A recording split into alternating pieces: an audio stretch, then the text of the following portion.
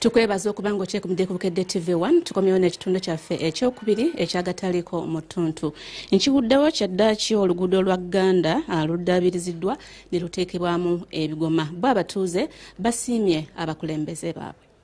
Twesobola naye batuyambeko bannange bekikwatako batuyambeko. Mu mawulire gaffe agataliiko mu ttuntu twakulaze nga abatuuze b'e Gganda Nassere mu Wakiso nga balaaja n'oluvannyuma lw'amazzi okwanjala mu luguudo nga mpaawo n'omu asobola kusomoka. Kyaddaaki abakulembeze b'eggombolola y'e Wakiso omumyuka abakubye enkata bwe batandise okukola ku luguudo luno. Tetulina batukolera kkubo tuli bubi mutuyambe gavumenti mutuddukire.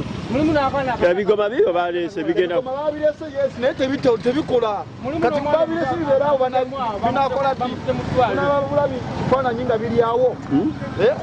Obwedde abantu basobola kutuula mu bimotoka biweetiyo okusobola okudda eruuyi wabula bano basiimye abakulembeze olw'okubadduukirira. Nja kutwala okwebaza kwange eri ab'eggombolola bakansala baffe abalungi wamu ne mukama wange Defense Muyimbwa olw'omulimu guno. Abakulembeze nga bakulembeddwamu kansala Mirembe Merikiza balambuludde bwe bati ku nsonga eno. Ggombolola lyasobodde okutuwa ebigoma okusinziira ku bakansala abakiika ku ggombolola. Twasaba ekkubo lino likolebwe era nga liri mu nteekateeka okuba nga tugenda nakuliwa disitulikiti. Abo batuusa yakusakidde eggulire lino ku lwa Bukedde TV. Bampitaziza mutuyambe ni mukazi mufumbo w'enfu abbawa ng'afuuke namwandu.